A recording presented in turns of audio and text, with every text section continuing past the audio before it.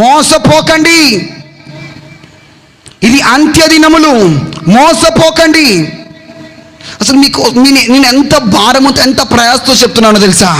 మీరు అజ్ఞానంగా మందిరానికి వచ్చి వెళ్ళిపోతూ అజ్ఞానముతో బుద్ధి లేని క్రైస్తవులుగా ఉండకండి. వివేచన కలిగి ఉండండి, జ్ఞానము కలిగి ఉండండి. జల్సా క్రైస్తవ జీవితాన్ని జీవించకండి. లోకముతో కలిసి తింటూ త్రాగుచూ విచ్చలవిడిగా జీవిస్తూ పాపమును జరిగిస్తూ సినిమాలు చూస్తూ సినిమా స్టాటస్లు పెడుతూ లోకములో అన్ని ఆచారాలు, అన్ని భక్తి, అన్ని పండుగలు అన్నిట్లో మునిగి తేలుతూ మళ్ళీ ఆదివారం మందిరానికి వచ్చి నిన్నే ప్రేమింతును అని పాటలు పాడే కాలం ఇది కాదు.